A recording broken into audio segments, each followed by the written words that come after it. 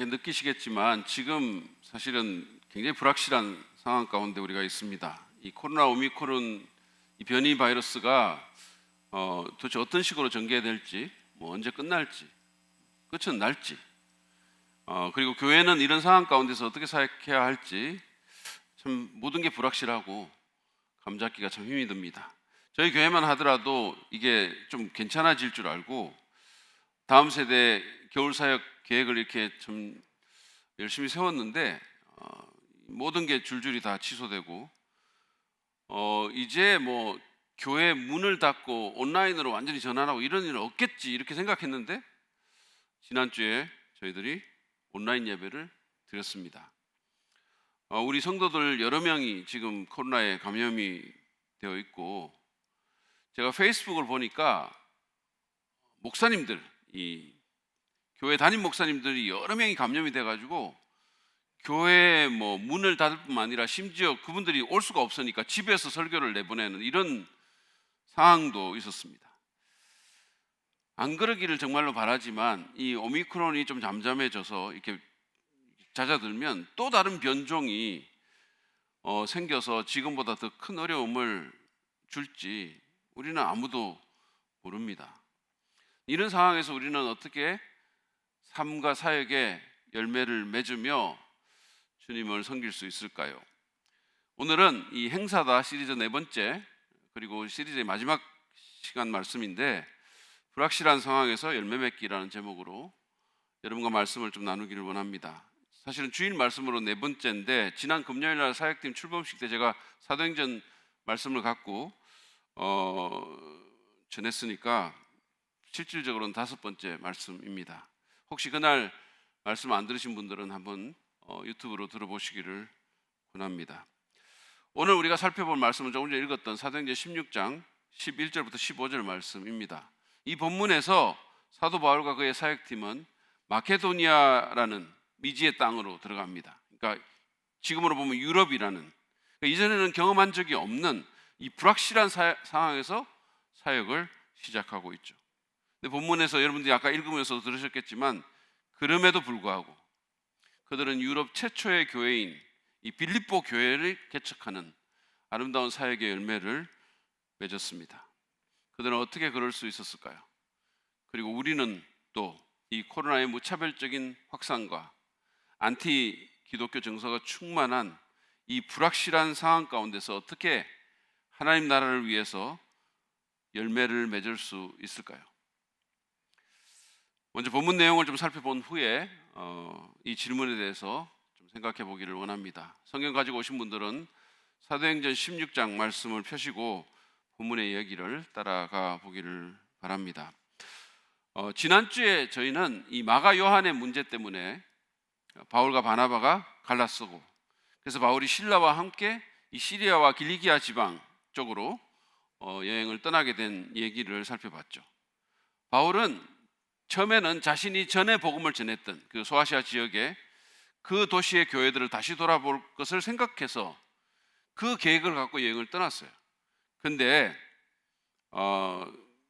그게 사실은 2차 선교 여행이라고 우리가 부르는 그 여행의 시작이었죠. 근데 그 여행 가운데서 하나님이 바울이 전혀 생각하지 않았던 그런 일을 벌이십니다. 그것은 소아시아 쪽의 선교를 하나님께서 계속 막으시고 어느 날 밤에 환상을 통해서 그를 마게도니아로, 지금의 그리스도죠, 그쪽으로 이끄신 겁니다. 이른바 유럽 선교의 문을 여신 것입니다. 건너와서 자기들을 도와달라는 그런 한 남자의 환상을 보고 바울은 자신의 선교팀 누가, 실라, 디모데와 함께 즉시 배표를 삽니다. 그리고 유럽으로 떠난 거예요. 그러니까 지금으로 치면 터키에서 그리스로 간 겁니다. 이 환상을, 그러니까 건너와서 우리를 도와달라는 이 환상을 드로아라는 곳에서 보게 되거든요. 근데 이 도시는 영어로는 트로이예요. 여러분들 영어 성경을 보면 트로이 또는 트루아스 이렇게 돼 있는데 이게 트로이 목마로 유명한 곳입니다. 목마 사진을 한번 보시죠. 똑같은 크기로 이렇게 한 게 거기 가면 있어요. 여러분 저 사진 안에 저희들이 있다고 믿으십니까? 믿으시는 분만 아멘 하시면 지금 그 빨간색 안에 저희가 있어요, 사실은. 그런데 이제 여기서 한상을 보고 빌립보로 가게 되는 거죠. 근데 그들의 목적지인 이 빌립보까지는 한 210km 정도 거리가 됩니다. 11절에 보면 이들이 사모드라게와 네아폴리라는 곳을 거쳐서 빌립보에 가게 되거든요. 지도를 한번 보여주시죠. 여기 빨간 제가 해놓은 게 터키 지금 드로아라는 곳이고 에게해를 마주 보고 있어요. 그리고 이제 거기서 배를 타고 제가 그 화살표 표시를 한 곳이 사모드라게라는 섬인데 그 섬을 거쳐서 네아폴리, 니어폴리스라고 첫 번째 도시라는 뜻입니다. 거기서 빌립보로 들어가죠. 이렇게 이제 가게 됩니다. 근데 이틀 만에 도착했다고 돼 있거든요. 그러니까 순풍이 불어든 거죠. 그러니까 이 드로아에서 네아폴리까지 이틀 만에 가게 돼서 도착했다고 얘기를 하니까 굉장히 그 당시로는 빨리 간 거고 순풍이 불었음을 의미합니다. 근데 저희도 사실은 이 성기순례를 가가지고 빌립보로 갔는데 이 드로아 근처 항구에서 배를 탔거든요. 사진 한번 보여주세요. 예, 이 배를 저희가 타고 갔는데 또 다른 사진. 예, 이게 이제 지금 에게해를 가르면서 배가 가고 있는 겁니다. 그런데 또 다른 사진 한번 보여주시죠. 예, 그 배에서 제가 찍은 사진이에요. 제가 찍은 사진입니다. 여러분, 이건 완전 작품 아닙니까? 왜 아니에요? 이건 아멘 하셔야 돼요. 제가 생각해도 정말 어떻게 이런 사진을 하나님 제가 찍었단 말입니까? 이런 생각이 드는 거죠. 어쨌든 그날 이렇게 막 구름이 이렇게 있는데 저희가 배를 타고 이렇게 건너가면서 바울의 마음을 헤아려 보려고 굉장히 애를 썼어요. 저희는 사실은 그리스 국경까지 이 배를 타고 가가지고 거기서부터는 육로로 네아폴리로 들어갔거든요. 근데 몇 시간 안 걸렸어요. 근데 이 사람들은 이틀에 걸쳐서 그것도 순풍을 받으면서 갔다고 했지만 얼마나 고된 여행을 했을지 정말 이렇게 마음에 짐작이 가더라고요. 그래서 이 네아폴리를 거쳐서 빌립보에 이르렀는데 11절 12절을 보시죠. 우리는 드로아에서 배로 떠나서 사모드라게로 직행하여 이튿날 네아폴리로 갔고 거기에서 빌립보에 이르렀다. 빌립보는 마케도니아 지방에서 어뜸가는 도시요 로마의 식민지였다. 누가는 빌립보가 마케도니아에서 어뜸가는 도시다 이렇게 얘기를 합니다. 그 뜻이 명확하진 않은데 중요하고 명예로운 도시다라는 의미로 생각됩니다. 이 빌립보라는 도시는 알렉산더 대왕의 아버지였던 필립 왕이 자기 이름을 따서 지은 도시예요. 그래서 빌립보인 거죠. 필리파이. 그리고 이 도시는 로마의 식민지인데 우리가 지금 생각하는 그런 식민지가 아니에요. 우리가 지금 생각하면 식민지가 굉장히 부끄러운 건데 그 당시에는 굉장히 명예로운 로마의 식민지라는 타이틀은 굉장히 명예로운 타이틀이에요. 근데 이곳에서 태어난 사람들은 다 로마 시민권을 받았습니다. 또한 유명한 의료 학교가 있었고 전략적인 산업과 금강이 있었고 영농 산업이 발달했던, 그러니까 주요 도시로 꼽힐 만한 모든 자격을 조건을 다 지니고 있었던 것입니다. 바울이 이곳에 이제 들어간 거죠. 유럽으로 들어간 겁니다. 근데 이 선교팀은 바로 사역에 뛰어들지 않고 며칠 동안 있다가 안식일, 즉 토요일에 사역을 시작합니다. 바울은 아마도 쉬면서 이 미지의 땅, 이 불확실한 상황 가운데 하나님의 인도하심을 구했을 것입니다. 그리고 안식일이 되니까 그는 전도할 사람들을 찾아 나서죠. 12절 하반절, 13절 상반절입니다.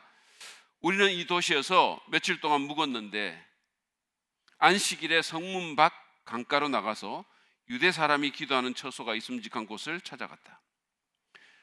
여러분들이 사도행전을 잘 읽으신 분은 알겠지만 바울의 선교 루틴은 먼저 어디를 가든지 유대인의 회당부터 찾아가는 겁니다. 왜냐하면 거기는 구약 성경을 믿는 사람들이 있기 때문에 비교적 전도하기가 쉬웠던 거죠. 유일신 사상이 있었고. 그래서 거기부터 먼저 찾아갔는데 불행하게도 빌립보에는 유대인의 회당이 없었어요. 유대계 법에 의하면 유대인 장년 남자, 그러니까 남자 가장인 유대인 남자 10명이 없으면 이 회당을 시작할 수가 없었어요. 그러니까 이 빌립보에 유대인 회당이 없었다는 말은 빌립보에 유대인들이 그렇게 많지 않았다는 뜻입니다. 그래서 바울은 안식일이 오니까 성문 밖에 강가로 나갔습니다. 이 강을 한번 보여주실래요? 네, 바로 이 강입니다. 또 다른 사진. 이거는 이제 바울이 루디아를 만났을 것이라고 생각되는 그 지점에 꾸며놓은 그런 곳인데, 어쨌든 바울은 이 강가로 간 거예요. 유대인의 해당이 존재하지 않는 그런 도시에서 유대교 신자들은 노천의 그 강에서 물 가까운 데서 모여가지고 기도도 하고 이렇게 했습니다. 그래서 바울이 강가로 간 거예요. 전도할 대상을 찾아서 간 거죠. 근데 거기서 자기들의 예상과는 달리 그냥 여자들 몇 명을 발견한 거죠. 이것은 남성 중심적인 사회에서 상당히 실망할 수 있는 그런 상황이었습니다. 그것도 유대인 남자들을 아마 만나리라고 생각하고 갔는데 못 만난 거죠. 그럼에도 불구하고 바울은 그들과 함께 앉아서 영적인 문제를 얘기를 하면서 복음을 전합니다. 그리고 놀랍게도 유럽 최초의 회심자가 여기서 나왔습니다. 그 사람은 바로 이방인으로서 유대교에 개종한 여자인 루디아라는 사람입니다. 13절 하반절과 14절 상반절 보시죠. 우리는 거기 앉아서, 아까 여러분이 보신 그 강가에 앉아서 모여든 여자들에게 말하였다. 그들 가운데 루디아라는 여자가 있었는데 그는 자색 옷감 장수로서 두아디라 출신이요 하나님을 공경하는 사람이었다. 여기서 하나님을 공경하는 사람, 우리 개역성에 보면 하나님을 경외하는 자 이런 식으로 표현이 되는데, 이방인들에게 이 용어가 사용될 때는 그것은 유대교에 개종한 이방인을 뜻하는 전문 용어입니다. 그래서 고넬료도 이런 식으로 묘사를 했고, 일부 백부장들도 이 사람들이 하나님을 공경하는 사람들이다, 하나님을 경외하는 사람들 이렇게 말했는데, 그 말은 그들이 유대교로 개종한 이방인이라는 뜻입니다. 어쨌든 바울은 이 유대교에 개종한 두아디라 출신의 이방인이요, 이 자주색 옷감, 퍼플 옷감을 파는 여자 사업가를 그 강가에서 만난 거예요. 자, 본문 14절 하반절은 사람의 마음을 움직이시고 구원하시는 주님의 아름다운 그 사역이 초자연적인 역사가 묘사되어 있습니다. 한번 보시죠. 주님께서 그 여자의 마음을 여셨으므로 그는 바울의 말을 귀담아 들었다. 하나님의 거룩한 성령이 역사하셨어요. 그래서 마음이 열렸고 그녀는 복음을 그 마음에 받아들였습니다. 믿음으로 반응한 거죠. 그냥 머리로 복음을 이해하는 그런 단순한 지적인 동의가 아니라 온 마음으로 복음의 메시지를 받은 거예요. 심령이 새롭게 된 것입니다. 이런 성령만이 할 수 있죠. 15절은 그녀의 회심 직후에 일어난 일을 적고 있습니다. 그 여자가 집안 식구와 함께 침례를 받고 나서 나를 주님의 신도로 여기시면 우리 집에 오셔서 묵으십시오 하고 간청하였다. 그리고 우리를 강권해서 자기 집으로 데리고 갔다. 이 여인은 자기만 믿은 게 아니라 고넬료의 경우처럼 온 가족이 예수님을 믿었습니다. 그런 다음에 그녀와 그 식구들은 그 믿음을 간증하는 의미로 침례를 받았어요. 강이 바로 앞에 있었으니까. 그러니까 아마 침례하기에 상당히 좋았을 것입니다.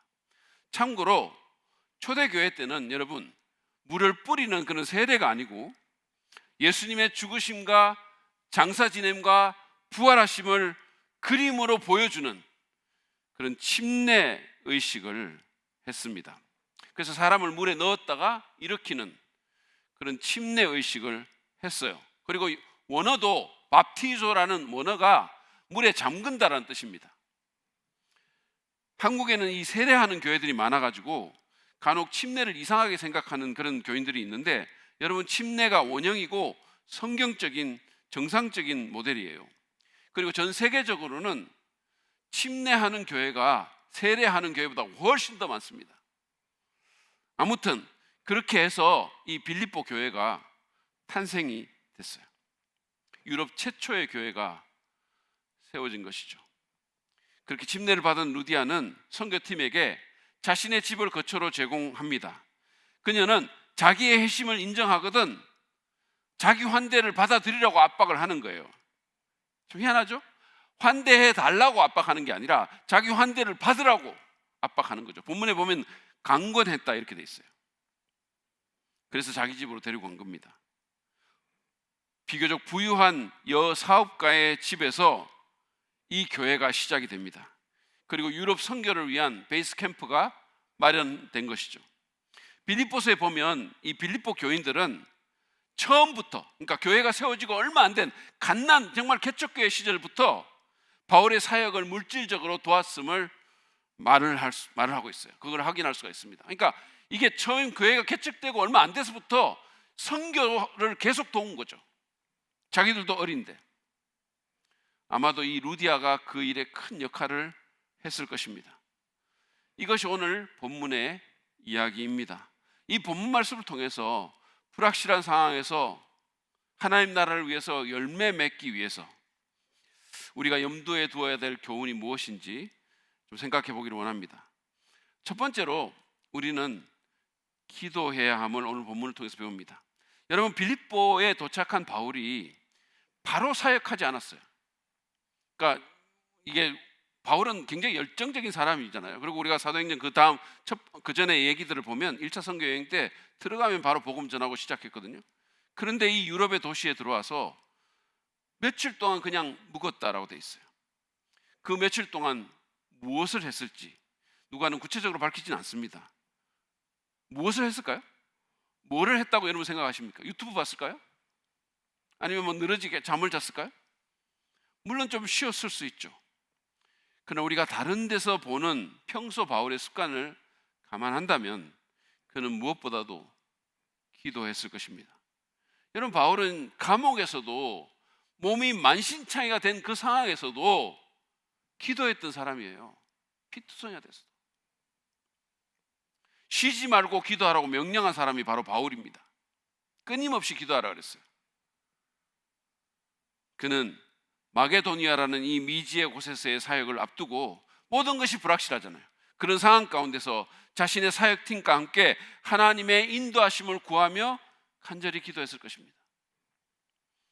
그래서 며칠간 기도로 충전하고 이 불확실한 상황 가운데서 확실한 하나님과 연결되고 그래서 안식일에 복음을 전하기 위해서 나갔던 것이죠.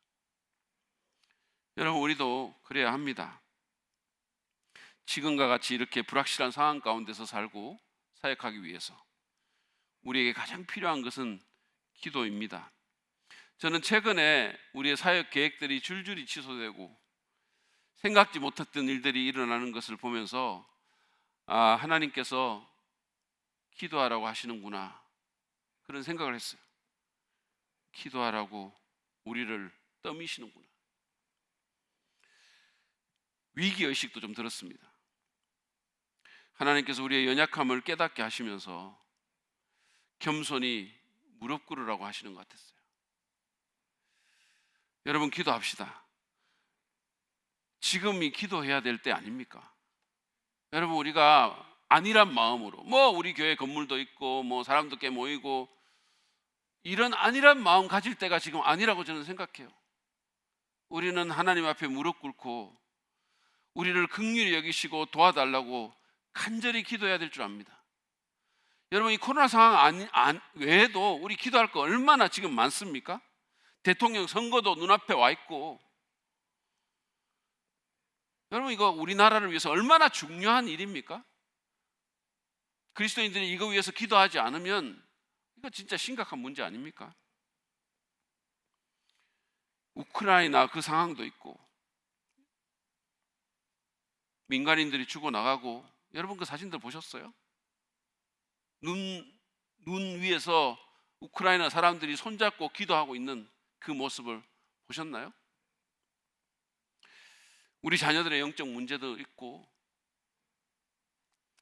꽉 막힌 것 같은 이 전도의 문을 열어야 하는 문제들, 안티 기독교 정서의 문제도 있고 기도할 일이 얼마나 많습니까? 여러분, 기도합시다. 재능이 없어도, 돈이 없어도, 성경 지식이 많이 없어도 누구나 기도는 할 수 있잖아요. 누구나. 요즘 우리 교회는 온라인으로 오전 6시에 기도회를 합니다. 여러분 알람 맞춰놓고 조금 일찍 일어나셔서 거기 와서 기도하십시오. 여러분 바쁘게 살다 보면 새벽 시간 외에는 사실은 기도할 시간을 잘 좀 찾기가 힘들잖아요. 뭐 사람마다 좀 다르겠지만, 만약에 이 6시가 여러분에게 너무 빠르면 제가 비법을 하나 가르쳐 드리겠습니다. 이게 영업 비밀인데 사실은 그래도 공개합니다. 여러분 30분 그러면 더 자시고 주무시고 6시 반에 들어와 가지고 영상을 뒤로 돌려 가지고 그래서 말씀 듣고 남은 시간 동안 기도하면 돼요. 보통 설교를 새벽에 한 10분 정도 하니까 그래도 한 20분은 기도할 수 있어요. 이것도 힘들면 7시 10분 전에 들어와셔가지고 뒤로 돌려서 말씀 듣고 7시에 영상이 사라지면 자기 휴대폰으로 음악 틀어놓고 기도하면 돼요. 여러분 제가 이런까지 말씀을 드려야 되겠습니까? 교회 목사가. 포인트는 뭐냐면 어떻게든 기도하자는 거예요. 어떻게든 기도할 시간을 확보하자는 겁니다. 사실 우리 모두가 기도해야 되지만 특별히 원래 사역자로 헌신한 분들은 더욱 그래야 돼요. 여러분 어떤 사역을 하시든 환영 안내든 목장 사역이든 전도 사역이든 부서 사역이든 찬양팀이든 그게 뭐든 모든 사역은 무릎에서 시작돼야 되는 겁니다. 기독교 사역은 무릎에서부터 시작돼야 되는 거예요. 이거는 영적인 거예요. 우리가 하는 일은 영적으로 안 보이죠. 뭐 밥하고 뭐 사람 섬기고 이거 영적으로 안 보이지만 기독교의 모든 사역들은 영적 사역이에요. 사단 마귀와 하나님이 거기서 전쟁하는 사역이에요. 그러므로 무릎으로 시작합시다. 그래야 열매 맺을 수가 있는 거죠. 불확실하고 앞이 보이지 않는 상황 가운데서 우리의 걸음을 인도하시는 하나님께 간구함으로 길을 찾고 하나님의 뜻을 이루는 우리 모두가 되기를 바랍니다. 두 번째로 우리는 이 불확실한 상황에서 열매 맺기 위해서 한 사람을 귀하게 여겨야만 오늘 본문에서도 배웁니다. 여러분이 잠시 1세기 유대인 남자인 바울이 됐다고 한번 생각해 보십시오. 바울이 이 루디아를 만났을 때 그로 인해서 빌립보 교회가 세워지고 후일 자신의 그 세계 선교를 향한 그런 후원 기지가 세워지고 그리고 그 여인이 자신의 가장 강력한 후원자가 되리라고 생각이라도 했겠습니까? 그러지 않았을 거예요. 여러분 당시는 여성들을 굉장히 낮게 보는 시대였었어요. 요즘 같은 시대가 아닙니다. 요즘은 사실은 굉장히 지위가 향상됐잖아요. 말 잘못했다 큰일 나고 요즘은 그렇잖아요.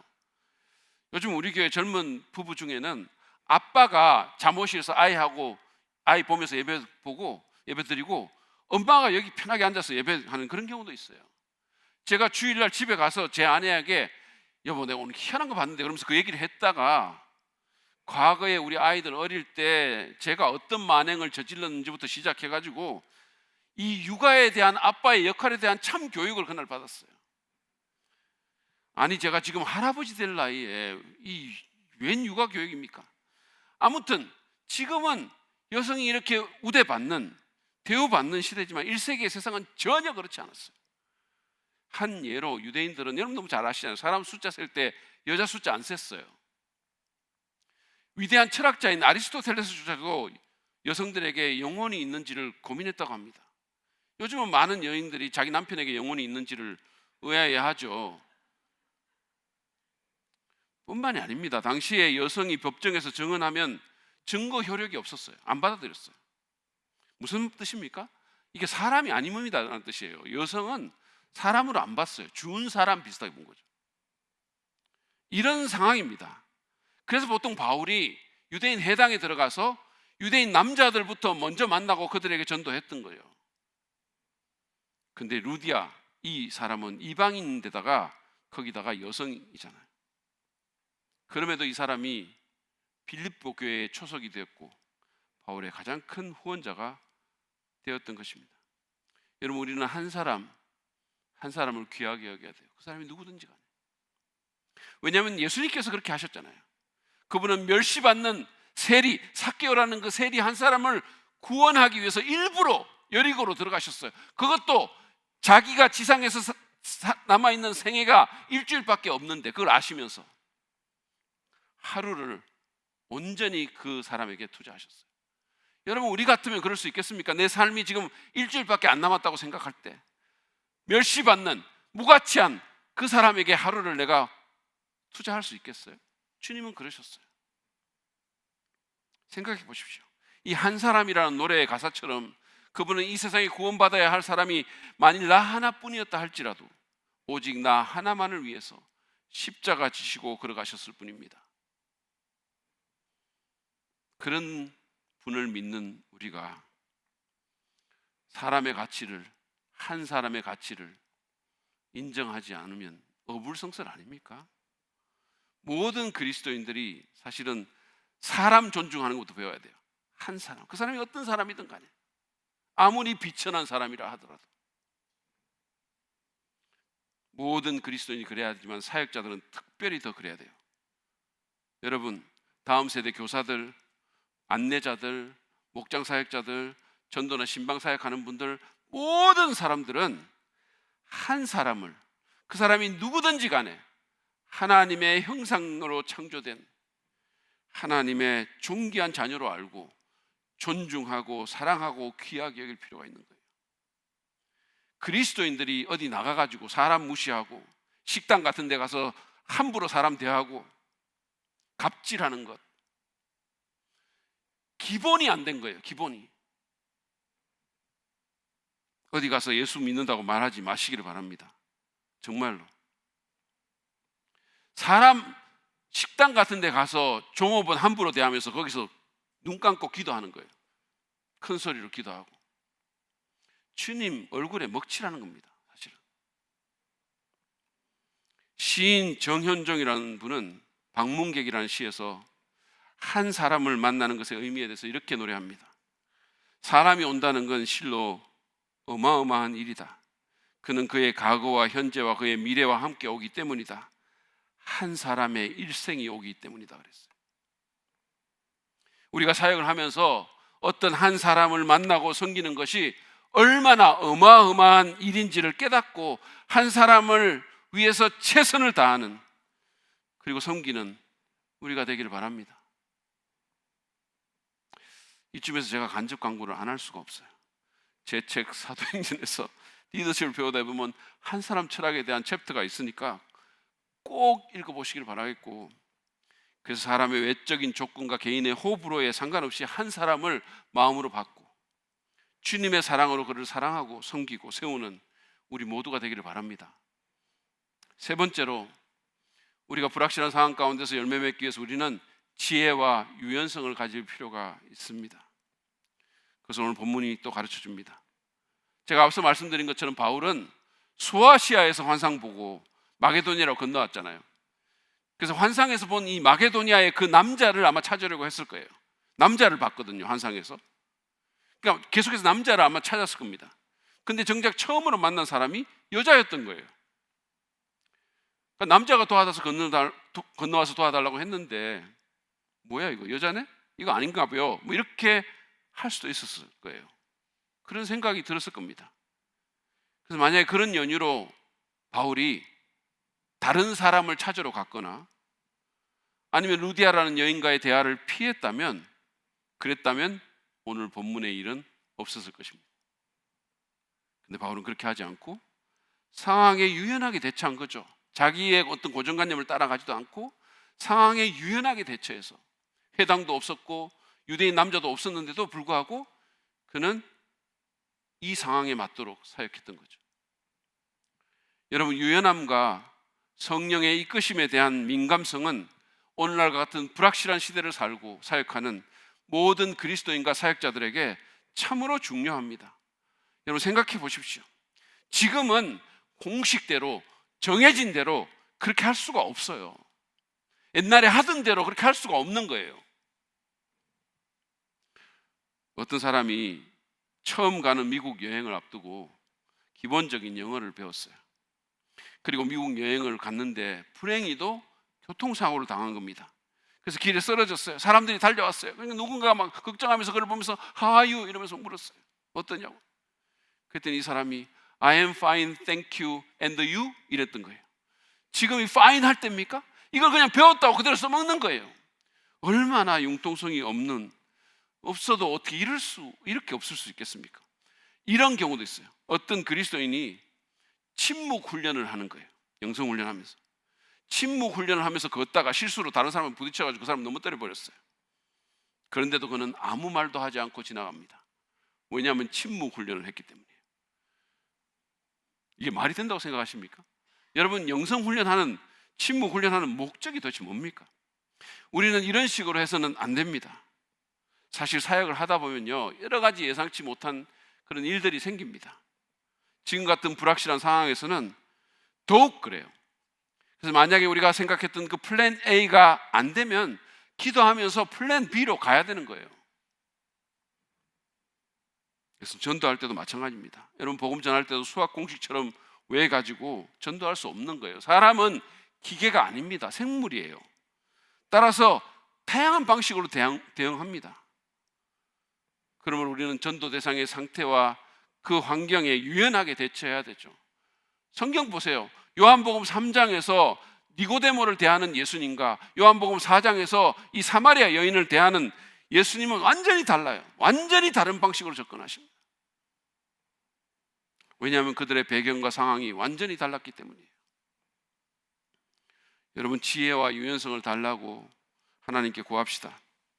그리고 유연한 사고를 위해서, 지혜를 위해서, 그리고 인간이 어떤 존재인지를 좀 알기 위해서 공부합시다. 예수 믿는 사람들이 하나님이 어떤 분인가를 알아야 될 뿐만 아니라 인간이 어떤 존재인가를 알 필요가 있어요. 특별히 기독교 사역자들, 교역자들. 그래서 우리가 인문학 책을 읽는 거예요.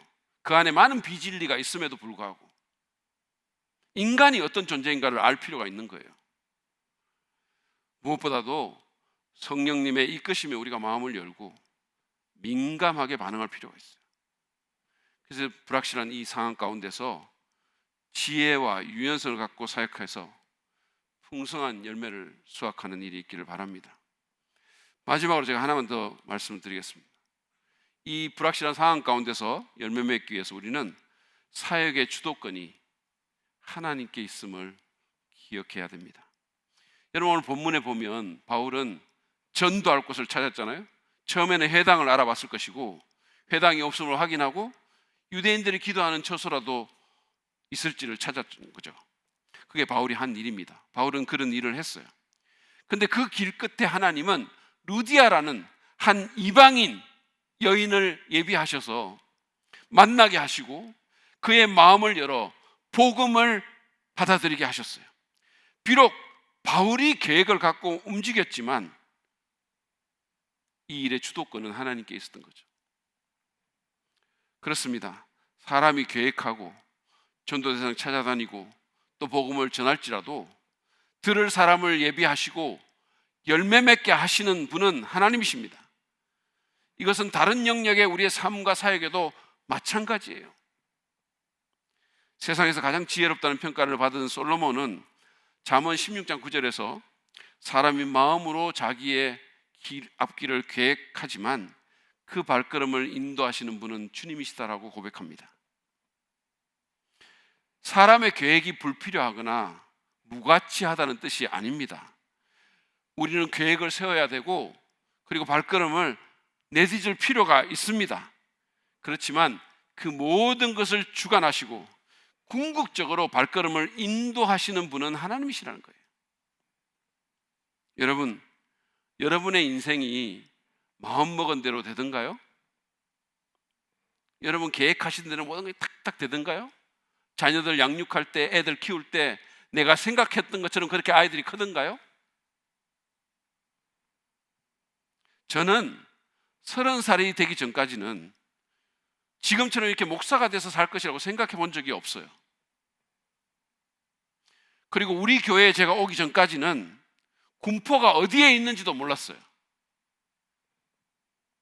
솔직히 사랑 믿는 교회에 담임 목사가 되는 것도 전혀 계획에 없던 일입니다.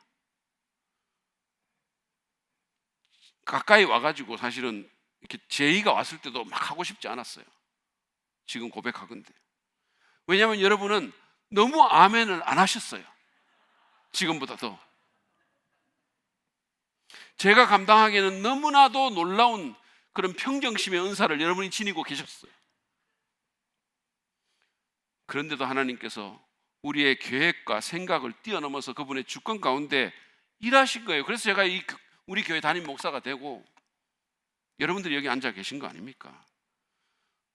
저는 사실은 감사해요. 그렇게 된 게. 여러분은 어떠세요? 이럴 줄 알았다니까. 제 포인트는 여러분 삶과 사역의 주도권이 하나님께 있다는 거예요. 그러므로 겸손히 하나님을 의지합시다. 계획을 하되 하나님을 그 안에 넣고 하자는 말씀이에요.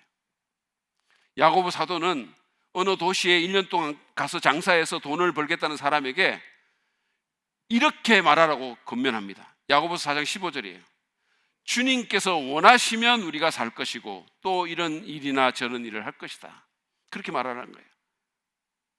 마치 모든 것이 자기에게 달려있다는 듯이 그렇게 말하지 말고 자기 계획 안에 하나님을 포함시켜서 나는 이렇게 계획하지만 그러나 주님이 원하시면 나는 이렇게 할 것이다.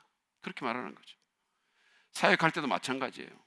그분의 주도권을 인정하고 그분 앞에 겸손할 필요가 있습니다. 그분의 인도하심에 민감하며 그 역사하심을 기대해야 합니다. 사역은 여러분 우리의 힘과 지혜로 되는 거 아닙니다. 열매는 그분이 맺게 하시는 거예요. 사람의 마음을 사람이 어떻게 회심시킵니까? 어떻게 그 마음을 변화시킵니까? 이거는 우리 영역을 뛰어넘는 거예요. 사역의 열매, 생명의 열매는 우리의 의지와 계획, 우리의 말솜씨나 논리, 학식이 아니라 마음을 감동케 하시는 성령의 역사로 가능한 거예요. 그러면 우리는 하나님을 언제나 의지해야 됩니다. 간절한 마음으로. 제가 오늘 아침에도 기도하면서 손을 들고 주님 앞에 주님, 성령님을 기대합니다. 성령께서 일하시기를 간절히 바랍니다 그랬어요. 정말로 간절하게 말했어요. 정말로 눈물 나올 것 같았어요. 여러분, 지금과 같은 이런 불확실한 상황에서 우리는 더욱 하나님의 이끄심에 대한 예민함과 그분의 일하심에 대한 열린 마음, 간절함이 필요합니다. 우리의 한계를 뛰어넘는 놀라운 일을 행하시는 상식을 넘는 일을 하시는 그런 성령의 역사를 간절히 사모하고 간구해야 합니다. 왜냐하면 내가 아니라 하나님이 내 삶과 내 사역의 주도자이시기 때문이에요. 그분이 우리 자녀들의 삶의 주도자이시기 때문입니다. 전혀 아닐 것 같은 상황에서도 열매 맺게 하시는 전문가가 하나님이시기 때문이에요. 오늘 우리는 사도행전 16장 이 빌립보 교회 개척 얘기를 통해서 불확실한 상황 가운데서 열매 맺기 위해 기도해야 하고 한 사람을 귀하게 여길 뿐만 아니라 지혜와 유연성을 가지고 하나님을 의지해야 함을 배웠습니다. 사역의 주도권을 갖고 계시는 그 하나님 바라보고 그분의 이끄심에 민감하고 일하심을 기대해야 함을 우리가 배웠어요. 오늘 주신 말씀을 여러분 생각하시면서 불확실한 상황 가운데서도 열매 맺게 하시는 그 하나님께 나아갑시다. 그분의 도우심을 구하고 우리에게 사람을 귀하게 여기는 마음과 지혜와 유연성과 성령의 역사에 대한 민감성을 주시는 그 하나님을 여러분 믿음으로 바라봅시다. 이 시간 그렇게 기도합시다. 주여, 내 삶과 사역 가운데 열매가 있게 하소서. 어려운 상황이 주님의 일하심을 가로막지 못하게 하소서. 겸손히 간절히 주님을 의지합니다. 우리의 생각과 상황을 뛰어넘는 일하시는 성령님을 기대합니다. 성령님, 이 시간 우리에게 임하소서. 우리의 심령에 임하시고 우리 공동체에 임하시고 우리 자녀들에게 임하소서. 그래서 하나님이 열매 맺게 하소서. 우리 그런 마음으로 주 앞에 찬양하며 주님 앞에 나아갑니다.